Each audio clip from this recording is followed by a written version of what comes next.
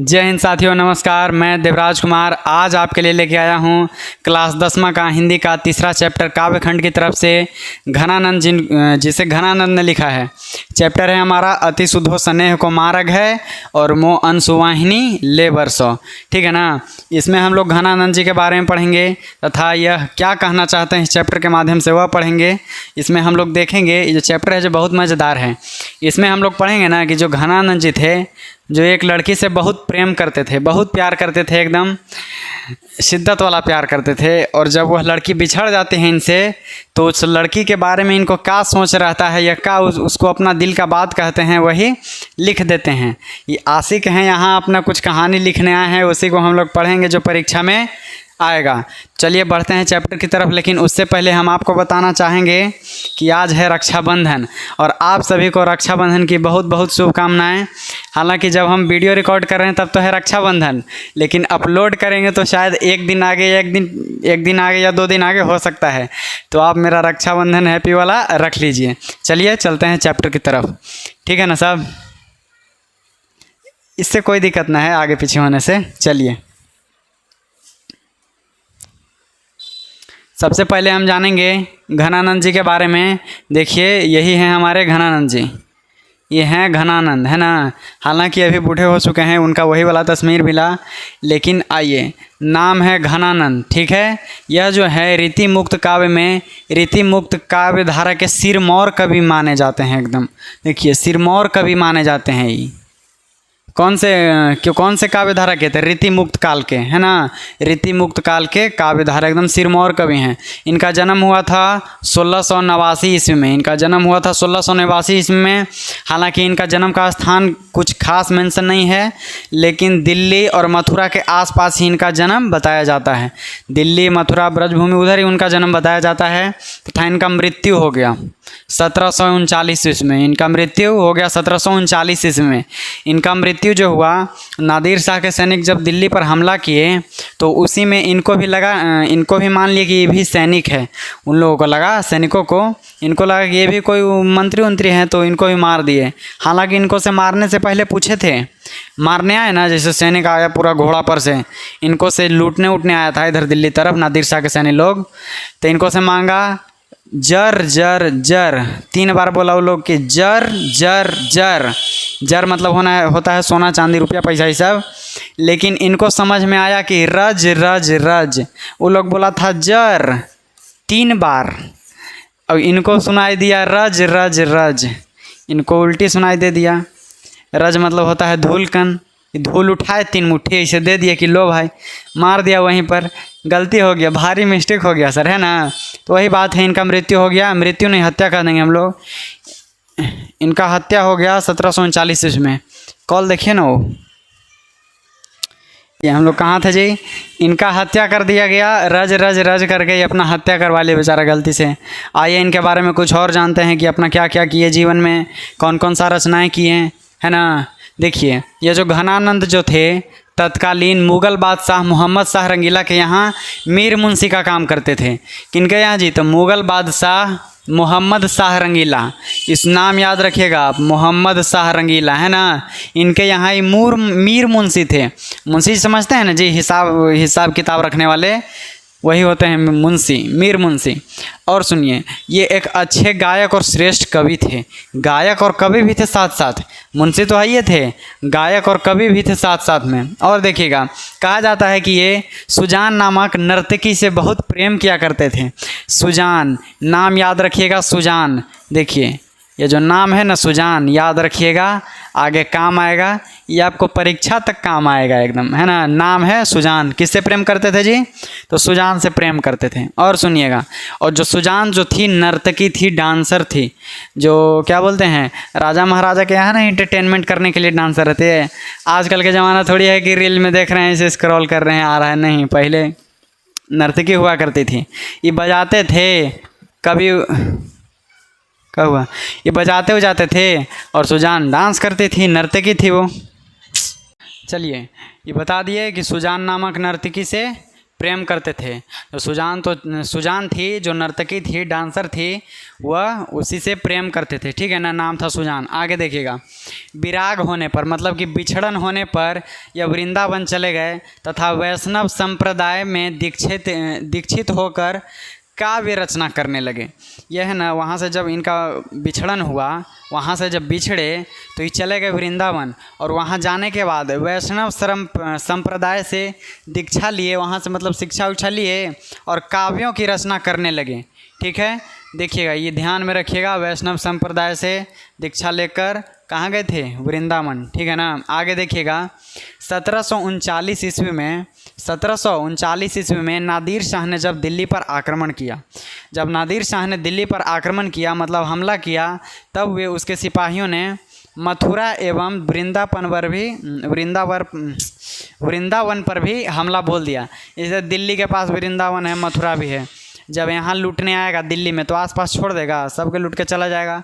तो नादिर शाह के सैनिक आया, दिल्ली पर हमला किया, यहाँ लूटल बन गया, वृंदावन मथुरा आसपास सगरों हाथ साफ कर लिया अपना। उधर ही बेचारे हमारे घनानंद मिल गए। घनानंद से मांगा जर जर जर कि लावो सोना रुपया पैसा चांदी लावो। अब इनको सुनाई दिया रज रज रज, ये का किया कि उठा के दे दिए 3 मुट्ठी धूल, ठीक है। अब यहाँ धूली उठा के दे दिया, अरे ख़त्म, मार के वहीं ख़त्म कर दिया, हत्या हो गया इनका, है ना। चलिए, घनानंद को बादशाह मीर मुंशी समझकर उन्हें सैनिकों ने मार डाला। इनकी रचनाएं सुनिएगा, मार डाला ये तो बता दिए ना कि मार डाला, हत्या हो गया, मार डाला। देखिए इनका रचना है बहुत इम्पोर्टेंट एकदम, रचना है सुजान सागर, बिरह लीला, रसकेली बल्ली। ये 3 गो इनका मेन रचना है। इसको आप एकदम याद रखिएगा, बड़ी ध्यान में रखिएगा, बहुत इंपॉर्टेंट है। कुछ आए चाहे नहीं आए, लेकिन इनके बारे में ही जरूर आएगा। कहेगा रसकेली बल्ली किसकी रचना है, घनानंद की। चलो सिंपल ऐसे ही आएगा क्वेश्चन। अब देखिए आते हैं पाठ पर। अब आ गया अब अपना पाठ। सबसे पहले पाठ है कि अति सुधो स्नेह को मार्ग है, ठीक है। और दूसरा है इनका कि मोअन सुवाहिनी ले वर्षो, जो है इसी में पढ़ना है, कहीं अलग नहीं पढ़ना है। तो आइए हम लोग पढ़ते हैं, इसका अर्थ भी समझते हैं और कैसे पढ़ना है ये भी सीखते हैं। इससे गाना कैसे गाया जाता है, अगर कोई गाना लिख के दे देगा और आप पहले उसको गाइए, सुनने नहीं रहिएगा तो आपको पढ़ने आएगा नहीं। वैसे ही ये है, ये वो गाना की तरह है ना, संगीत है ये। आपको अगर एक बार सुना देंगे तो आपको भी बोलने आएगा, थोड़ा अच्छा लगेगा। लेकिन ऐसे कहेंगे अति सुधो स्नेह को मार्ग है, इससे नहीं अच्छा लगता है जी। आइए तो सीखिए। कहते हैं कि अति सुधो स्नेह को मार्ग है, जहाँ नेकु सयानप बाँक नहीं, तहाँ साँचे चले तजियापन पो, झझुके कपटी से निशाक नहीं, ठीक है। ऐसे एकदम लय में पढ़ना है इसको, तब मजा आएगा जाके। अब देखिए इसका अर्थ बताते हैं। अति सुधो स्नेह को मार्ग है, अति मतलब बहुत, सुधो मतलब सरल, स्नेह मतलब प्यार, मार्ग मतलब रास्ता, मतलब कि बहुत ही सरल, बहुत ही आसान है प्रेम का मार्ग। जो भी प्रेम की राह पर चलता है वो बहुत आसान है प्रेम का राह। लेकिन अब सुनिए, अति सुधो स्नेह को मार्ग है, बहुत सरल है प्रेम का मार्ग, मतलब बहुत आसान है प्रेम के राह पर चलना। किसी से प्रेम कीजिए, बहुत मज़ा आएगा, बहुत आनंद लगेगा, बहुत एकदम हल्का लगेगा। लेकिन उसमें जहाँ नेकु सयानप बाँक नहीं, वहाँ आपको छल कपट नहीं करना है। जहाँ मतलब प्रेम के राह में नेकु सयानप मतलब कि कोई टेढ़ाई नहीं करना है, कोई चतुराई नहीं करना है, ये सब वहाँ नहीं रहता है ना। कोई मतलब कि चतुराई किए, चाहे उसको धोखा कर रहे हैं, चीट कर रहे हैं, ये सब नहीं करना है, तभी सरल है प्रेम का मार्ग। न तो फ़ोन पर लग जाइएगा, हेलो कहाँ हैं, यहाँ, तो कुछ बहाना सोच रहे हैं, खट से बहाना बनाए। एक वाव के कॉल आया तो एक वाव के उठाए बहाना बनाए, तो ये आसान है, बहाना बनाना कितना मुश्किल है। बैठ के बहाने बनाते रहिए, है ना। खुद दूसरा झूठ पकड़ ली, तीसरा झूठ बनाइए, तीसरा से चौथा। इसलिए झूठ ये सब नहीं चलता है, छल कपट इसमें नहीं चलता है प्रेम के राह में। वही कहना चाहते हैं घनानंद कि अति सुधो स्नेह को मार्ग है, जहाँ नेकु सयानप बाँक नहीं, तहाँ साँचे चले तजी आपन पौ, झझुकी कपटी से निशाक नहीं। अब देखिए कहते हैं उस पथ पर वही व्यक्ति चल सकता है, मतलब कि प्रेम के राह पर वही व्यक्ति चल सकता है जिसका हृदय निर्मल है, है ना, जिसका हृदय निर्मल है, मतलब मन साफ है उसका, उसके मन में छल कपट कुछ नहीं है, वही व्यक्ति प्रेम के मार्ग पर चल सकता है। अपने आप को पूर्णतः समर्पित कर देना ही प्रेम के मार्ग पर चलना है। इसे अगर प्रेम के मार्ग में हैं और अपने आप को समर्पित नहीं कर रहे हैं, थोड़ा इसको समर्पित कर दिए, थोड़ा उसको समर्पित कर दिए, तो ये तो प्रेम के मार्ग पर चलना नहीं हुआ, ये तो दूसरे चीज़ हो गया, है ना। ये तो स्वार्थ में आप हैं कि इससे भी कुछ मिल जाए, उससे भी कुछ मिल जाए, दोनों से कुछ मिल जाए। अगर प्रेम के मार्ग पर चलेंगे तो कोई एक ही को से नहीं चलेंगे, वही कहना चाहते हैं। जैसा कि चलते हैं प्रेम के मार्ग पर, आगे चलिए, अब इनके साथ साथ हम चल जाएंगे वहीं। कहते हैं, घनानंद प्यारे सुजान सुनो, यहाँ एक तो दूसरो आँक नहीं, तुम कौन धो पाठी पढ़ी हो, कहो मन लेहूँ पदेहूँ छटाक नहीं। ये कहते हैं कि घनानंद कि प्यारे सुजान सुनो, यहाँ एक तो दूसरो आँक नहीं, तुम कौन धो पाठी पढ़ी हो, कहो कि मन लेहूँ पे देहूँ छटाक नहीं। इसका मतलब है, देखिएगा इधर, देखिए, कहते हैं घनानंद कि ये प्यारे सुजान सुनो, यहाँ एक तो दूसरों आँख नहीं, मतलब कि जब प्रेम में चलेंगे ना तो सब जानता है। आँख मतलब होता है चिन्ह, होता है ना चिन्ह, जैसे मैं ये कहेंगे कि क्या है, जोड़ के चिन्ह है, वैसे ही कि एक के बिना दूसरे का नाम और निशान नहीं है, उसका कोई चिन्ह नहीं है, उसका कोई अस्तित्व नहीं है जब दोनों प्रेम में है। ए प्यारे सुजान सुनो, यहाँ एक है तो दूसरे का चिन्ह नहीं है। मतलब कि अगर कोई है तो उसके साथ, जैसे किसी के साथ रहते हैं, आप प्रेम में हैं, उसके साथ घूमते हैं, और अगर अकेले कभी घूम रहे हैं तो कोई भी कह देगा कहाँ गेलो हो, एगो आओ हेलो जे। चाहे अगर दो अगर बेस्ट फ्रेंड है, दो दोस्त घूमते रहता है, हमेशा साथ कहीं जाता है, अगर अकेले कहूँ निकल दिया तो कोई भी टोक देता है ना, कि का एगो आओ ना हो, है ना। मोटरसाइकिल की एक चाका भुला गया हो, एक चाका पर चल रहा है गाड़ी, तो वही है कि जब रहना है प्रेम में तो दोनों को रहना है एक, क्या बोलते हैं, एक से उसका अस्तित्व नहीं होगा, एक से दूसरे का अस्तित्व नहीं होगा, कोई चिन्ह नहीं होगा। और फिर कहते हैं कि तुम कौन धो पाठी पढ़ी हो, कहो कि मन लेहूँ पर देहूँ छटाक नहीं। मतलब कहते हैं कि तुम कौन सा पाठ पढ़ी हो, कौन पाठ पढ़ गया है। जैसे हमने पाठ पढ़ रहे हैं ना, वैसे पूछ रहे हैं घनानंद सुजान से, मन पूछ रहे हैं कि तुम कौन सा पाठ पढ़ी हो, कि मन लेहूँ, मन मतलब होता है 40, मन माने होता है ना 40 किलो, माप तौल के पैमाना जी। जैसे खेत में धान हुआ था, कितना मन हुआ, 40, एक मन हुआ था 40 kg, है ना। 2 मन तो 80 kg। अब अगर 1 क्विंटल हो गया था 2.5 मन, 2.5 मन हो गया, बहुत बढ़िया। देखिए 2 kg में हो गया 2 मन, 1 मन बराबर 40, तो 2 मन, 40 के आधा 20, 4 4 8 2 10, माने आधा, तो 2 आधा 2.5, है ना। तो 2.5 मन के होता है 1 क्विंटल, और 40 किलो बराबर 1 मन 40 किलो में। तो वही कहते हैं कि यहाँ मन मतलब हुआ 40 kg। इसका मतलब ही नहीं है कि उसने 40 kg लिया, 40। और छटाक मतलब कुछ भी नहीं, छटाक मतलब कुछ भी नहीं, एक छोटा सा तिनका भी नहीं।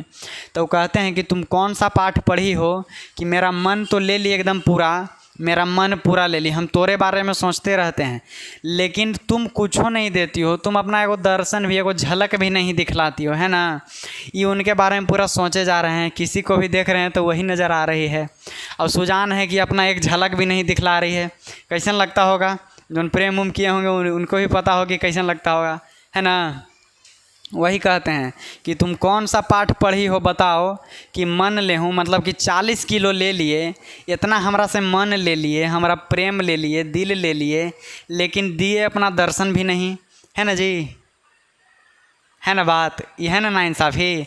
जब हाँ, वही अपना बता रहे हैं मन के बात, कि 40 किलो ले लिए और दिए कुछ नहीं, ये तो नहीं है, लीगल नहीं है ये सब, है ना। चलिए, यही कहते हैं कि मेरा मन ले लिए, लेकिन छटाक मतलब कुछ नहीं दिए।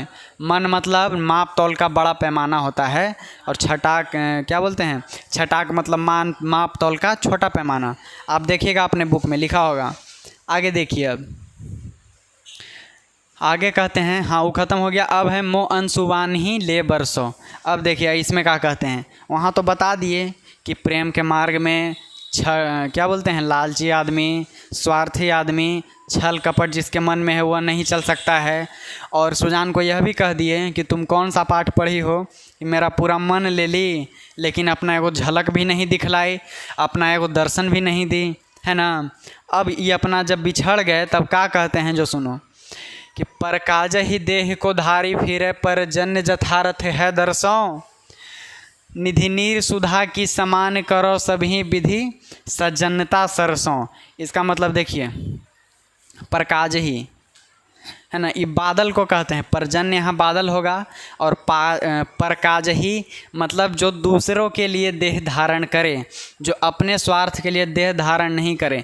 जैसे हम हैं तो हम कुछ काम करेंगे तो किसके लिए करेंगे, अपने लिए करेंगे। पढ़ेंगे लिखेंगे, जैसे आप लोग हैं पढ़ेंगे लिखेंगे तो किसके लिए, आपके लिए, अपना जीवन बनाने के लिए। लेकिन नहीं, यहाँ जो परजन्य है मतलब दूसरों के लिए देह धारण करना, कि आप तो हैं लेकिन आप अपना काम नहीं कर रहे हैं, मतलब अपने लिए नहीं जी रहे हैं, दूसरों के लिए जी रहे हैं। तो ऐसा कौन है जी संसार में जो दूसरों के लिए जीता है, बताइए। यहाँ परजन्य का मतलब होगा बादल, परजन्य मतलब बादल। जो बादल है वह दूसरों के लिए जीता है, वो कभी अपना काम करता है। बादल के क्या काम है उसका, वो जब क्या बोलते हैं गर्मी बढ़ जाता है तो वाष्पीकरण से पानी सोख लेता है, फिर जाके हवा के साथ पानी बिखेर देता है। तो किसके काम आया वो सब, वर्षा हुआ तो हम लोगों के काम आया। तो हम लोगों के लिए जी रहा है बादल, वह परजन्य है ना। पर काज ही है वो, मतलब दूसरों के काज के लिए है, दूसरों के काम के लिए है बादल, ठीक है। परजन्य यहाँ बादल को कहा गया है, परकाज ही मतलब दूसरों के काम के लिए है। तो सुनिए क्या कहते हैं कि परकाज ही देह को धारी फिरे, मतलब कि दूसरे के काम के लिए देह को मतलब शरीर को धारण करके फिरे। परजन्य जथारथ है दर्शो, ठीक है ना। कवि घनानंद कहते हैं कि दूसरे के उपकार के लिए मतलब दूसरे के भलाई के लिए शरीर को धारण करके बादल के समान फिरा करो, बादल के समान, जिसे अपने स्वार्थ के लिए नहीं जिया करो। कभी यहाँ यह कहना चाहते हैं कि जैसे बादल अपने लिए नहीं जीता है, वैसे भी तुम भी अपने लिए नहीं जियो।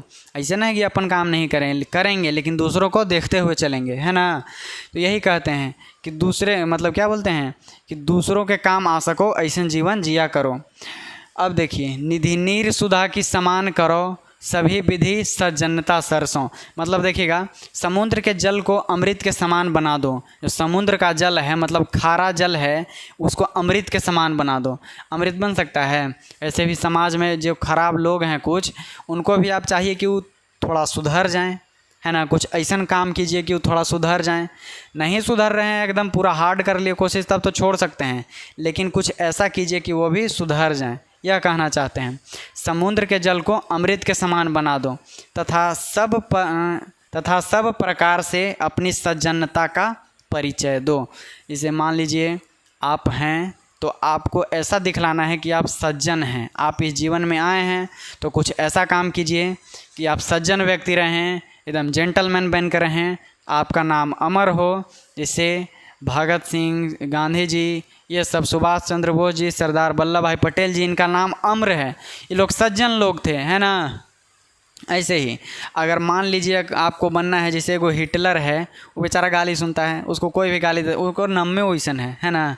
और भी है कोई जैसे जनरल डायर था जो जलियांवाला बाग में गोली चलवा दिया था, वो भी है, लेकिन वो सज्जन आदमी है। गोली चलवाया कहाँ से, अब बताइए। उसको सरदार उधम सिंह मार के आए, उसका नाम होता है, कोई यादो करेगा तो एक आध गाली दे ही के याद करेगा। ऐसे नहीं रहना है हमको दूसरों के लिए देह धारण करना है। कुछ ऐसा काम करें कि हमारे साथ साथ और सबका भी हित हो और सबका भी भलाई हो। यह कहते हैं समुद्र के जल को भी, मतलब खराब से खराब आदमी को, समुद्र का जल है ना खराब जी, इतना सारा, लेकिन कौन काम का है, पी नहीं सकते हैं उसको, है ना।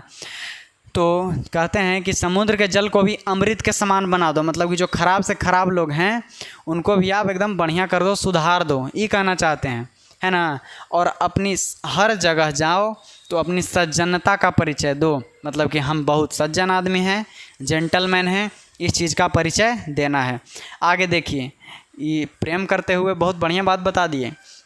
आजकल के प्रेमी इतना बढ़िया बात नहीं बता सकता है कोई जी, देखिए तो।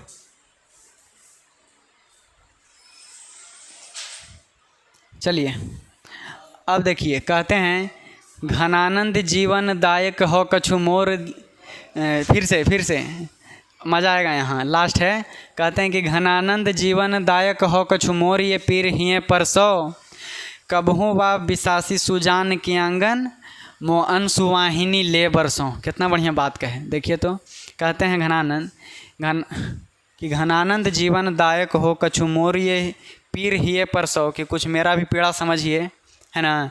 कबहू बा बिसासी सुजान के आंगन, मो अनसुवाहिनी ले बरसों। मतलब कहते हैं कि कभी घनानंद आग्रह करते हैं बादल से, है ना, बादल से आग्रह करते हैं पर्जन्य से, जो दूसरे के लिए जीता है पर्जन्य, बादल को हार्दिक पीड़ा व्यक्त करते हैं, एकदम अपने दिल की पीड़ा व्यक्त करते हैं दिल से।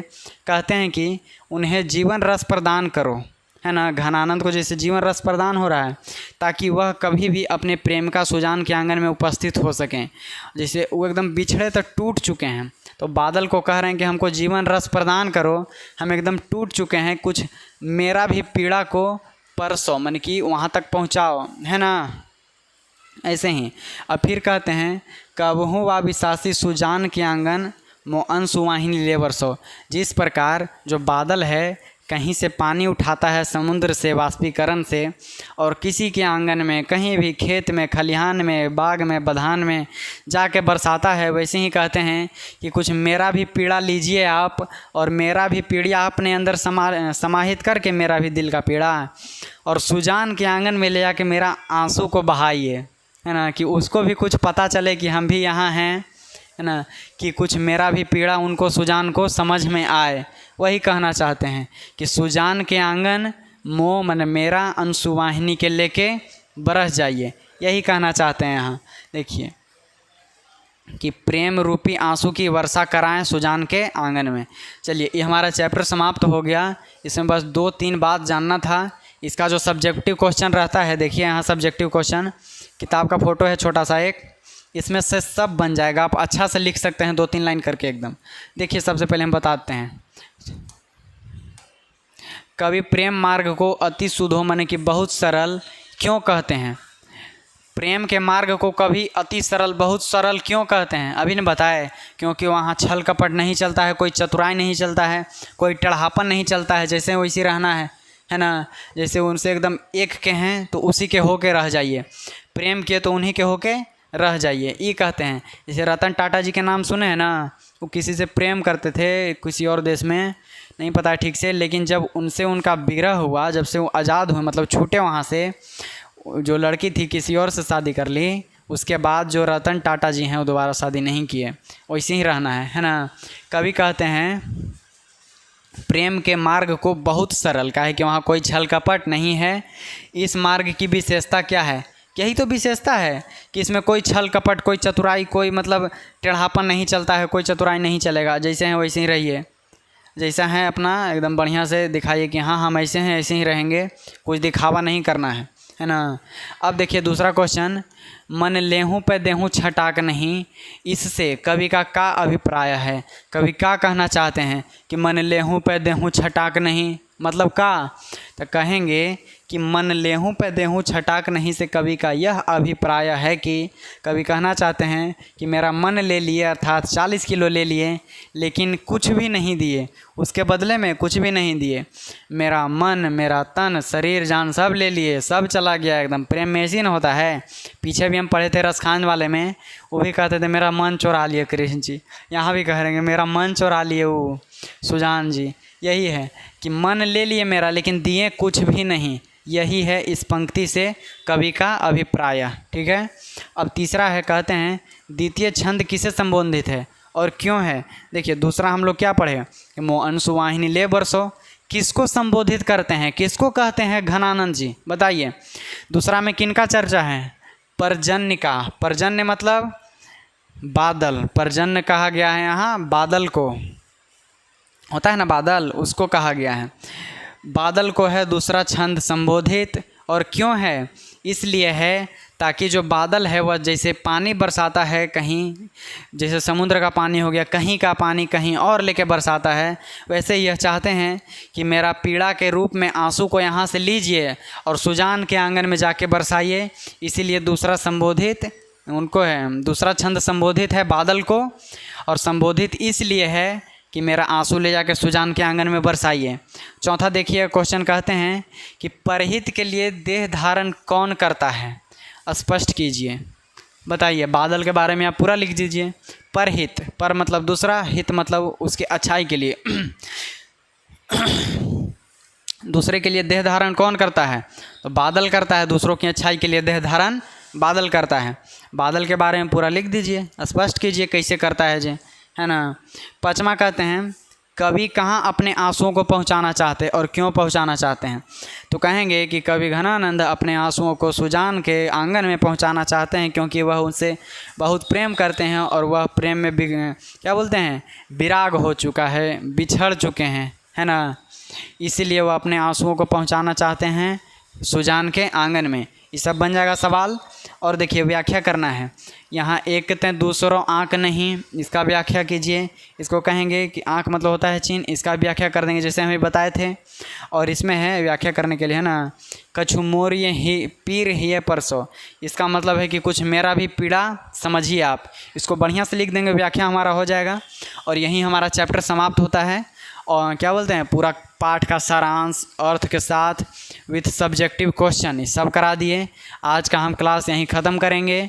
अगले क्लास में हम बता देंगे आपको इसका सब्जेक्टिव क्वेश्चन 30 बताएंगे, 30 इम्पोर्टेंट बताएंगे, ज़्यादा नहीं बताएंगे, जितना बताएंगे सटीक बताएंगे। मिलते हैं अगले वीडियो में। ख़त्म। आवी थले बढ़िया, आवी थले देखे में ना लगी थे।